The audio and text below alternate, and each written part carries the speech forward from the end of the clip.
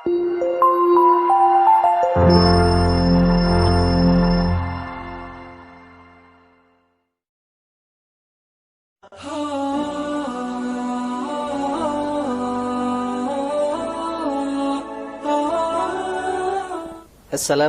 warahmatullahi wabarakatuh.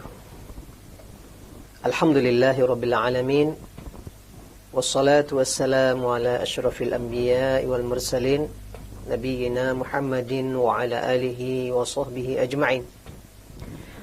Ashhadu an la ilaha illallah wali salihin, wa ashhadu anna Muhammadan abduhu wa rasuluh, arsalahu Allahu rahmatan lil alamin. Ma'asyiral muslimin wal muslimat rahimakumullah.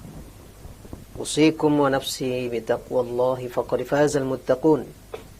Ya ayyuhalladzina amanu taqullaha haqqa tuqatih wa la tamutunna illa wa antum muslimun. Qala Allah Ta'ala fi kitabihil karim, a'udzu billahi minasy syaithanir rajim. Illa tansuruhu faqad nasarahu Allah إذ أخرجه الذين كفروا ثاني اثنين إذ هما في الغار إذ يقول لصاحبه لا تحزن إن الله معنا فأنزل الله سكينته عليه وأيده بجنود لم تروها وجعل كلمة الذين كفروا السفلى وكلمة الله هي العليا والله عزيز حكيم. Dan jika kalian tidak memenangkan atau tidak menolongnya, sungguh Allah telah menolongnya ketika orang-orang kafir mengusir mereka, dua orang yang sedang berada di Gua Sur. Ketika dia berkata kepada saudaranya, jangan sedih, Allah bersama kita. Maka Allah turunkan rasa tenang, rasa tentram kepadanya, dan Allah turunkan pasukan-pasukannya yang engkau tidak saksikan. Dan Allah jadikan kalimat orang kafir menjadi rendah, dan kalimat Allah yang paling tinggi. Dan Allah maha perkasa lagi maha bijaksana. Dan kaum muslimat, hamba-hamba Allah dimanapun berada, rahimakumullah. Alhamdulillah, syukur kita kepada Allah, kembali kita dipertemukan dalam kajian sirah nabawiyah. Semoga Allah Subhanahu wa taala meridhai dan memberikan kita pahala dalam pertemuan kita ini. Salawat dan salam untuk baginda Rasulullah sallallahu alaihi wasallam. Allahumma shalli ala Muhammad wa ala alihi wa sahbihi ajma'in. Kajian sirah kita pada kali ini adalah dari Gua Thur menuju kota Madinah.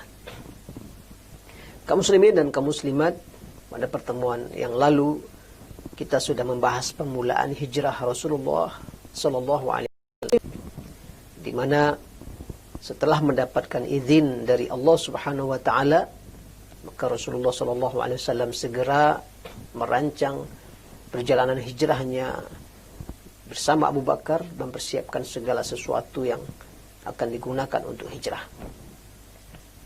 Sehingga kemudian malam itu Rasulullah sudah mengatur Ali tidur di tempat tidurnya, Abu Bakar sudah menunggu di sebuah tempat.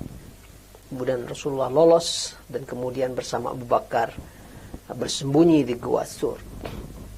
Pada kali ini kita akan melanjutkan pembahasan bagaimana Rasulullah SAW berada di Gua Sur. Rasulullah SAW hijrah malam hari ketika pengepungan kafir Quraisy itu adalah pada tanggal 27 Safar. Pada malam tersebut adalah pada tanggal 27 Safar. Jadi Rasulullah tidak hijrah di 1 Muharram. Jangan sampai kita mengira tahun baru Islam bermula di 1 Muharram, lalu tanggal tersebut Rasulullah hijrah. Tidak. Ini perlu kita rapikan dan kita benarkan pemahaman kita bahwa penanggalan Islam dimulai kejadiannya di masa Umar bin Khattab, di masa Khalifah Umar bin Khattab, lebih kurang pada tahun ke-17 Hijriah. Artinya 17 tahun setelah hijrah, atau sekitar 7 tahun setelah Rasulullah wafat. Rasulullah wafat, kemudian Abu Bakar menjadi khalifah lebih kurang 2 tahun, Umar hampir 10 tahun. Di tengah masa kekuasaan Umar, beliau melakukan penetapan penanggalan Islam.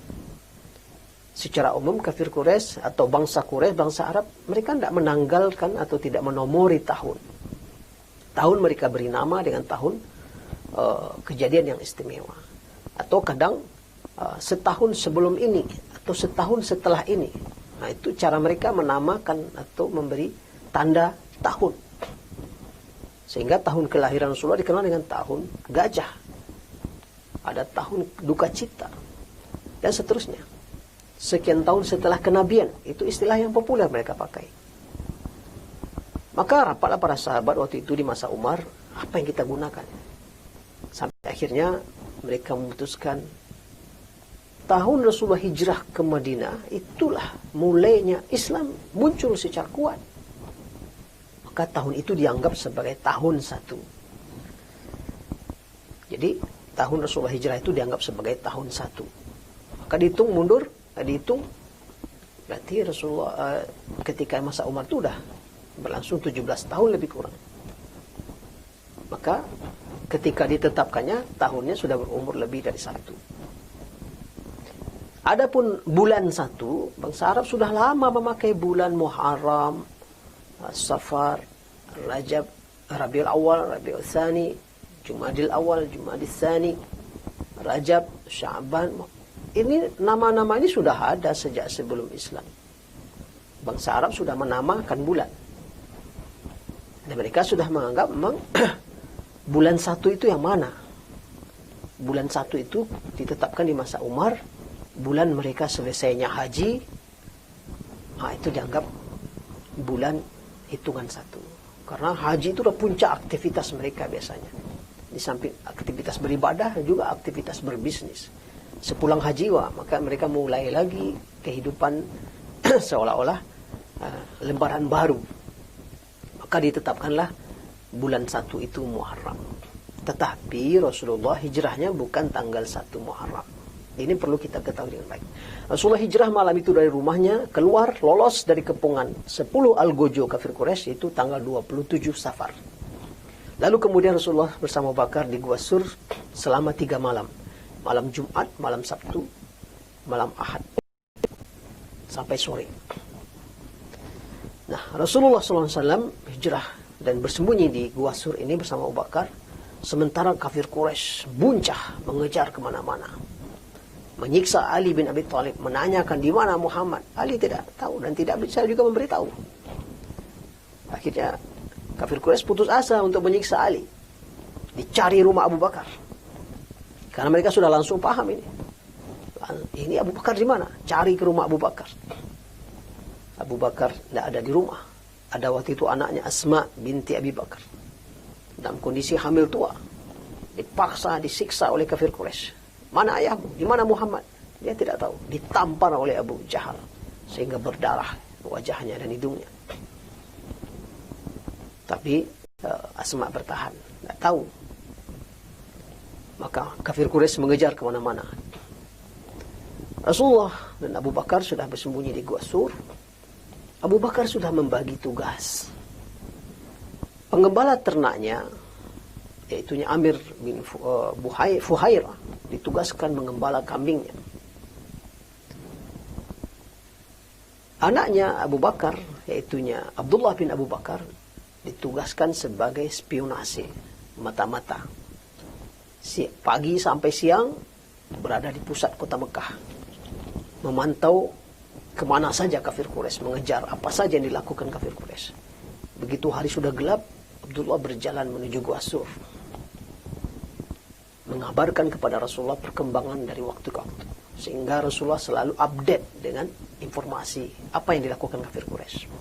Itu Abdullah bin Abu Bakar yang bekerja bolak-balik, menjelang subuh, menjelang fajar, balik lagi ke Mekah, duduk lagi di tengah kota Mekah, seolah-olah dia selalu berada di Mekah. Kafir Quraisy tidak tahu. Maka Amir bin Fuhaira, pengembala kambingnya Abu Bakar ini, kerjanya apa? Mengembala kambingnya di sepanjang jejak Abdullah bin Abu Bakar ini, menghapus jejaknya agar tidak ketahuan. Lalu di malam hari Amir bin Fuhairah memparkir kambing-kambingnya di bawah Gua Sur, sehingga air susu kambing ini bisa menjadi minuman dan makanan Rasulullah SAW. Lalu yang ketiga, Asma binti Abi Bakar, anak perempuannya Abu Bakar, ditugaskan membawa makanan. Sebab ini akan bersembunyi 3 hari. 3 hari makan apa dalam gua? Bisa mati ini. Nah, ini sudah dirancang rupanya, sudah dibagi tugas. Abu Bakar menugaskan seluruh personil keluarganya. Anaknya laki-laki, spionase, mata-mata. Pengembala ternaknya bertugas menghapus jejak. Kambingnya untuk minuman Rasulullah. Asma wanita yang sedang hamil. Pasti gerak-geriknya tidak dicurigai. Kafir Quraisy tahu Asma sedang hamil tua. Perempuan lagi. Jarak antara Mekah ke Gua Sur sekitar lebih kurang 5 km atau lebih. Maka berjalan kaki itu. Asma membawa makanan. Lalu balik lagi. Itu kerja Asma. Sehingga Rasulullah dan Abu Bakar selama 3 hari 3 malam di dalam Gua Sur punya dapat terpenuhi kebutuhan makanan mereka dan minuman mereka dari strategi seperti ini. Sementara kafir Quraisy betul-betul panik sampai mereka kemudian mengumumkan semacam sayembara, siapa yang berhasil menemukan Muhammad dan Abu Bakar hidup atau mati akan mendapatkan hadiah 100 ekor unta. Sehingga semua orang menjadi berambisi dan berkeinginan untuk mengejar, mendapatkan bagaimanapun kondisi Muhammad dan Abu Bakar. Karena hadiahnya sangat menggiurkan, 100 ekor unta. Maka seluruh penjuru Mekah mereka mencari, kejar ke utara, ke arah Madinah, sudah dilakukan. Akhirnya semua lembah, bukit diperiksa. Ya, tidak bisa dihindarkan. Pencarian ini pun juga sampai ke Gua Sur. Karena seluruh tempat diperiksa. Nah, sampailah mereka ke dekat Gua Sur. Ya. Gua Sur itu agak ke bawah sedikit guanya itu. Maksudnya berada di atas bukit, tetapi guanya itu bukan datar tapi agak ke bawah. Orang kalau berdiri di depan pintu guanya, gua itu agak ke bawah arahnya. Dalam hadis Sahih Bukhari, seperti yang diriwayatkan oleh Anas bin Malik, cerita Abu Bakar ketika beberapa orang pengejar kafir Quraisy ini sudah sampai di depan gua. Abu Bakar sudah ketakutan. Ya Rasulullah, law anna ba'dahum ta'ta'a ra'sahu la absarana.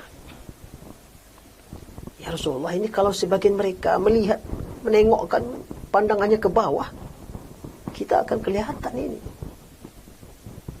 Maka Rasulullah menjawab, uskut ya Abu Bakar. Isnani Allahu salisuhuma. Diam wahai Abu Bakar. Kita berdua, tapi yang ketiganya adalah Allah. Dalam riwayat lain dikatakan, ma baluka ya Babar bisnaini Allahu salisuhuma. Jangan ragu ya Abu Bakar. Ini kita berdua, Allah yang ketiga di antara kita ini. Artinya Rasulullah meyakinkan, menenangkan Allah bersama mereka. Itu yang dikatakan dalam surat Taubah ayat 40 yang kita baca di awal tadi. La tahzan innallaha ma'ana. Jangan sedih, Allah bersama kita. Fa anzalallahu sakinatahu. Allah turunkan rasa tenang pada Rasulullah dan juga Abu Bakar. Wa anzala junudan lam taruha. Allah turunkan pasukan yang tidak saksikan. Ada kisah yang populer yang semua kita sering mendengarkan kalau sudah berbicara tema hijrah dan bersembunyi di Gua Sur ini. Ada yang menceritakan adanya laba-laba di depan gua ini. Dari penelitikan pemantauan hadis-hadis ini, terdapat dalam hadis riwayat Imam Ahmad tentang adanya laba-laba ini.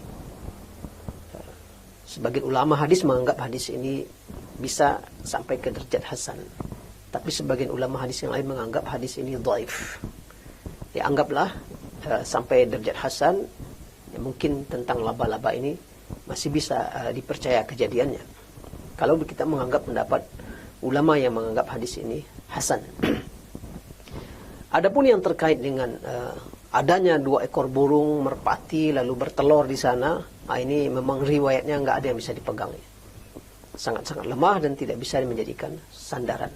Bahkan justru riwayat ini bertentangan dengan hadis Sahih Bukhari yang menceritakan tadi Abu Bakar malah ketakutan dan berkata, kalau sebagian mereka menggerakkan kepalanya ke bawah, mereka akan saksikan kita.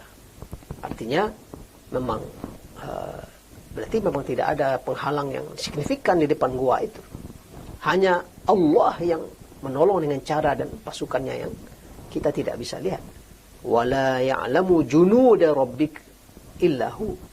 Tidak ada yang tahu pasukan Tuhanmu kecuali Allah yang tahu. Kita nggak tahu apa saja pasukan Allah itu. Mungkin angin, mungkin binatang, mungkin pohon-pohonan, mungkin batu, mungkin semut, mungkin burung, macam-macam.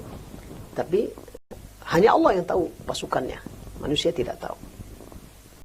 Jadi kalau berdasarkan hadis yang sahih, justru Abu Bakar khawatir karena dia melihat ke arah atas, orang itu sudah kakinya sudah depan pintu gua. Kalau mau mereka menengok ke bawah itu, kita kelihatan, kata Abu Bakar. Ini hadisnya sahih. Tentu tidak mungkinlah hadis sahih ini kemudian bisa dibatalkan dengan sesuatu yang tidak ada hadisnya atau sangat lemah. Jadi kalau laba-laba masih ada yang mensahihkan hadis Imam Ahmad atau hasan ya derajatnya. Sedangkan tentang 2 ekor merpati yang bertelur itu tidak ada riwayat yang bisa dijadikan sandaran.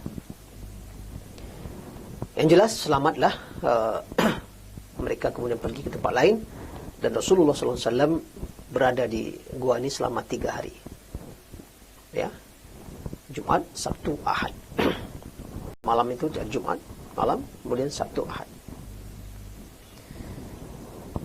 Maka kemudian Senin Rasulullah SAW tanggal 1 Rabiul Awal. Tanggal 1 Rabiul Awal dengan 2 tunggangan yang sudah disiapkan oleh Abu Bakar. Jadi sudah dibooking dan disiapkan oleh Abu Bakar sebelumnya. Dan bahkan Rasulullah juga sudah membayar, ya, menyewa penunjuk jalan. Sebab ini perjalanan tidak perjalanan normal. Jalur ke Madinah bukan jalur ke Madinah yang biasa. Ini pakai jalur lain yang tidak biasa ditempuh. Karena ini pengelabuan. Perjalanannya mesti tetap rahasia. Maka Abu Bakar sebelum kejadian malam Rasulullah dikepung, Abu Bakar sudah menyewa penunjuk jalan. Dan penunjuk jalan ini agamanya tidak Islam. Ya. Dia masih kafir. Tapi dia sudah dibayar dan siap setia. Dibayar oleh Abu Bakar. Nanti hari Senin datang membawa 2 tunggangan ini. Berarti kaum muslimin, penunjuk jalan yang bernama Abdullah bin Uraiqid ini, dia tahu kapan, kemana Rasulullah sembunyi. Ya. Dan dia tahu sampai berapa hari Rasulullah sembunyi di sana. Tapi dia setia. Dia sudah dibayar, dikontrak oleh Abu Bakar, dan dia tutup mulut. Padahal tawaran sayembara kafir Quraisy sangat menggiurkan. 100 ekor onta biayanya. Bisa jadi Abu Bakar tak membayar semahal itu. Karena 100 ekor onta itu besar sekali. Maka Senin itu Abdullah bin Uraiqid sudah datang membawa 2 tunggangan sesuai dengan jadwal. Asma masih datang hari itu membawa siapkan makanan. Amir bin Fuhairah, pengembala Abu Bakar, ikut serta hijrah kemudian bersama Abu Bakar Rasulullah SAW. Maka kemudian Senin itu Rasulullah terus melanjutkan ke arah selatan. Jadi tidak langsung ke utara, langsung ke selatan, lalu mengambil jalur ke arah barat, seolah-olah ke arah laut, ke arah pantai, seolah-olah ke arah Laut Merah, tapi tidak sampai ke pantai. Kemudian baru mengambil jalur ke utara, tentu tambah panjang perjalanan menuju kota Madinah yang di utara. Jadi semakin dalam ke selatan, mengambil ke arah barat, baru kemudian naik ke utara menuju ke arah Madinah. Perjalanan ini bukan main. Abu Bakar melihatkan kesetiaannya. Dia terus mengawal dan mengamankan perjalanan Rasulullah SAW.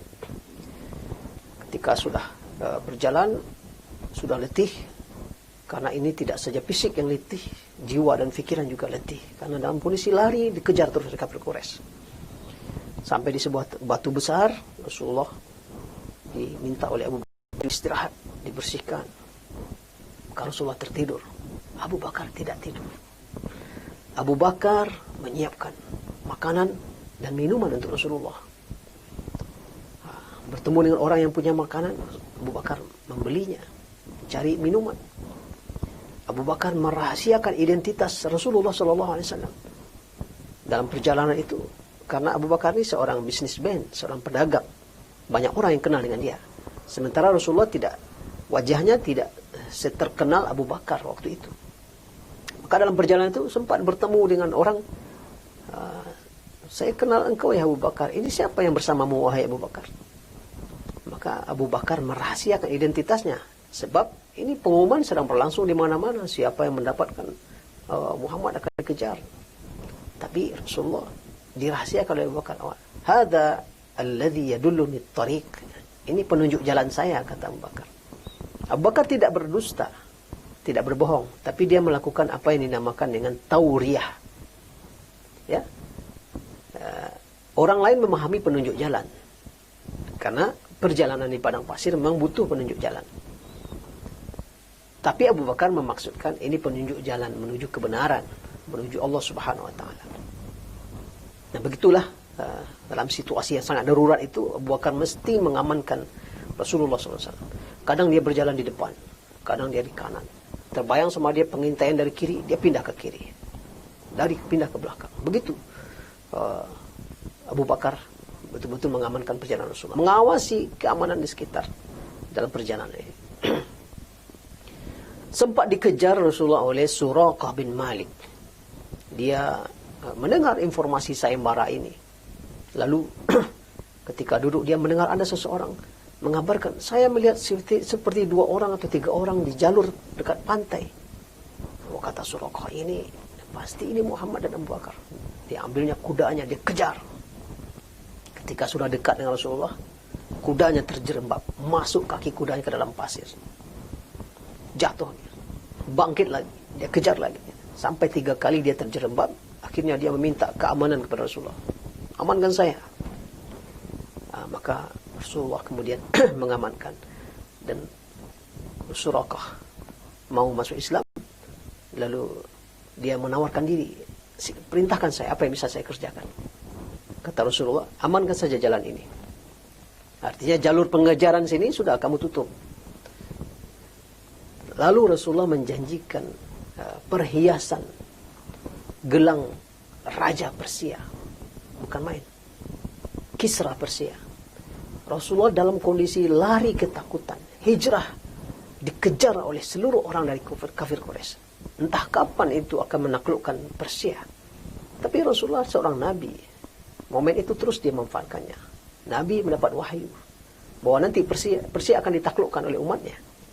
Maka dia katakan kepada Suraqah, engkau akan diberi hadiah, ya, perhiasan tangan siwarai Kisra, ya, perhiasan tangan Raja Persia. Tentu itu adalah emas, permata dan sebagainya. Ini baru nanti terbukti kaum muslimin dan kaum muslimat di masa khilafah Umar bin Khattab, ketika Umar dan pasukannya berhasil menaklukkan Persia. Lalu kemudian rampasan perang Persia itu dikumpulkan. Di antaranya adalah perhiasan Kisra Persia. Lalu Suraqah datang. Dari waktu itu sudah tentu seorang yang muslim beriman. Datang kepada Umar. Wahai Umar, itu janji Rasul untuk saya itu. Dan Umar pun kemudian setia menunaikan janji Rasulullah. Padahal dia nggak hadir dalam perjanjian itu. Serahkan. Jadi lebih kurang ya juga sekitar 15-16 tahun baru kemudian terbukti janji Rasulullah. Ketika hijrah dijanjikan kepada Suraqah, nanti di masa awal-awal kekuasaan Umar bin Khattab, ya, sekitar 13-14 tahun. Kemudian setelah itu, Suraqah mendapatkan janji Rasulullah. Maka Rasulullah lanjut dan jalur itu Suraqah mengamankannya. Kalau dia bertemu orang yang mengejar, Anda usah kejar lagi di sini. Saya sudah periksa jauh sampai ke depan, nggak ada di sini. Begitu dia cara mengelabui orang, mengamankan jalur Rasulullah SAW. Sempat juga Rasulullah dalam perjalanan itu bertemu dengan tenda atau kemah Ummu Ma'bad. Ya, dia terkenal perempuan tua yang hidup di kemah saja dan segala kebutuhannya. Ada kambing-kambing yang dimilikinya, tapi begitu Rasulullah datang, air susunya banyak. Rasulullah minum, taruh di bejana dan masih bersisa di bejana itu untuk keluarga Ummu Ma'bad. Karena sempat Rasulullah mampir di sana dan air susu kambingnya diperah oleh Rasulullah dan banyak. Itu mukjizat Rasulullah. Berangkat Rasulullah 1 Rabiul Awal, tanggal 8 Rabiul Awal, 8 hari kemudian, hari Senin juga, Rasulullah sampai di Quba. Ya, sampai di Quba tanggal 8 Rabiul Awal. Menetap di sana selama 4 hari. Dan di Quba Rasulullah membangun masjid dan sholat dengan masyarakat sekitar Quba yang bertemu dengan Rasulullah dan mereka menyatakan imannya. Dan kemudian Senin, Selasa, Rabu, Kamis, hari Jumatnya Rasulullah pagi sudah berangkat atau menuju ke Madinah pada hari Jumat tanggal 12 Rabiul Awal dari Quba. Ya, Quba itu kan kalau sekarang nggak terlalu jauh dari Madinah. Kalau dulu itu dihitung jauh. Di jalan Rasulullah masuk waktu Jumat dan Rasulullah sholat Jumat bersama di Bani Salim bin Auf bersama lebih kurang 100 orang. Di situ Rasulullah melakukan sholat Jumat pertama. Sholat Jumat di daerah Bani Salim bin Auf. Selesai sholat Jumat, Rasulullah langsung melanjutkan perjalanan sampai memasuki kota Madinah. Jadi Rasulullah SAW sampai di kota Madinah hari Jumat tanggal 12 Rabiul Awal. Jadi 12 Rabiul Awal ada Rasulullah sampai pertama kali di Madinah. 12 Rabiul Awal juga Rasulullah SAW meninggal dunia. Ya, jadi genap beliau 10 tahun berada di Madinah. Nah, penduduk Madinah luar biasa. Mereka sudah jauh-jauh hari menunggu kedatangan Rasulullah. Tak sabar lagi. Sebagian ada naik ke tempat-tempat yang tinggi, ke atas rumah, ke atas pohon. Ingin menunggu kedatangan Rasulullah yang mereka sudah, rasa cinta itu sudah luar biasa, sudah terbangun. Karena sejak tahun ke-11 kenabian, ke-12 kenabian, satu persatu orang kota Madinah masuk Islam. 13 kenabian sudah hampir setiap rumah-rumah yang ada di Madinah dari kaum Aus dan Khazraj sudah masuk Islam. Rasulullah sudah mereka tunggu kehadirannya. Nabi akhir zaman, mereka yang lebih dulu beriman kepadanya daripada orang Yahudi. Dan Rasulullah SAW masuk ke dalam kota Madinah ini dikawal oleh Bani Najjar. Ya, Bani Najjar ini, kabilah Bani Najjar adalah paman-paman Rasulullah dari pihak ibunya. Ya, dari pihak ibunya. Ingat, ibu Rasulullah SAW juga terkubur di Quba ketika perjalanan pulang dari melihat kuburan ayahnya.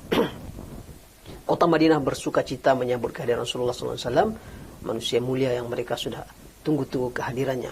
Rumah-rumah dan jalan-jalan Madinah penuh dengan suara pujian, syukuran. Di antaranya ada puisi yang sangat populer dilantunkan oleh orang Madinah. Tala'al badru alaina min thaniyatil wada'i. Ya, telah muncul bulan purnama kepada kami yang datang dari arah Mekah ini. Di antara hikmah-hikmah yang bisa kita ambil dari peristiwa hijrah Rasulullah SAW, perjalanan dari Gua Thur sampai ke kota Madinah, ada beberapa nilai dan pelajaran yang bisa kita ambil. Yang pertama, keberhasilan hijrah Rasulullah SAW, tetap di sana ada upaya-upaya manusiawi yang maksimal untuk mengamankan perjalanan hijrah. Mengamankan sembako, mengamankan alat transportasi, mengamankan orang di sekitarnya, tetap dilakukan oleh Rasulullah semuanya, walaupun dia yakin Allah akan menolongnya. Tapi seluruh upaya-upaya manusiawi dihadirkan oleh Rasulullah dan Abu Bakar untuk suksesnya perjalanan hijrah. Oleh karena itu, setiap muslim dan muslimah dalam hidup dan kehidupan ini, dalam berdakwah di jalan Allah, dalam berjuang di jalan Allah, seluruh faktor-faktor manusiawi tetap harus dihadirkan. Nah, baru kemudian bertawakal kepada Allah Subhanahu wa taala. Yang kedua, ternyata dalam perjalanan hijrah Rasulullah ini juga ada unsur, ada seorang non-muslim, ada musyrik, yaitunya Abdullah bin Uraiqid, penunjuk jalan yang disewa, dikontrak oleh Abu Bakar. Maka ini adalah sesuatu yang mubah, boleh dalam situasi-situasi kondisi tertentu, orang yang ahli di bidangnya dibayar untuk mengamankan perjalanan hijrah Rasulullah ini, sesuatu yang boleh. Selama ini perjanjiannya jelas dan tidak menggadaikan akidah, tauhid, keimanan. Ini pelajaran yang kedua. Lagi-lagi yang ketiga, Abu Bakar mendapatkan kemuliaan yang maksimal dalam perjalanan hijrah ini. Ya, sehingga diabadikan kisah beliau itu dalam surat Taubah. Ya. Illa tansuruhu faqad nasarahu Allah idh akhrajahu alladhina kafaru thaniya itsnaini. Jika kalian tidak menolong dia, Muhammad ini tidak kalian tolong, Allah menolongnya. Ketika dia diusir orang kafir, ketika mereka berdua ini Rasulullah satu, Abu Bakar satu. Ini menjadi kemuliaan Abu Bakar, bahwa dia dirinya diabadikan oleh Allah di dalam Al-Quran menjadi ayat yang dibaca sampai hari kiamat. Belum lagi kemuliaan seluruh perjalanan ini ditopang oleh keluarganya, hartanya, pengembala ternaknya, orang yang dia bayar. Luar biasa, begitu maksimal peran yang diambil oleh Abu Bakar. Pelajaran bagi kita setiap muslim dan muslimah, terus kita berupaya. Kita punya kontribusi terbaik. Jangan biarkan kecuali diri kita mengambil porsi terbaik, porsi terbanyak untuk memenangkan agama Allah Subhanahu wa taala. Ini diantara pelajaran hikmah yang bisa kita ambil. Semoga Allah Subhanahu wa taala senantiasa membimbing kita untuk tetap istiqomah di jalan agamanya dan ikut serta berkontribusi memenangkan agamanya. Demikian kaum muslimin dan kaum muslimat, aku qouli hadza wa astaghfirullah li wa lakum wa lisairil muslimina wal muslimat wal mu'minina wal mu'minat fastaghfiruh innahu wal ghafurur rahim. Wallahu a'lam wa a'lam bissawab. Assalamualaikum warahmatullahi wabarakatuh. Yuk dukung program dakwah Islam di Radio SIP FM. Salurkan donasi Anda melalui rekening BNI Syariah 12300002112 atas nama PT Radio Suara Indah Pesona Prima.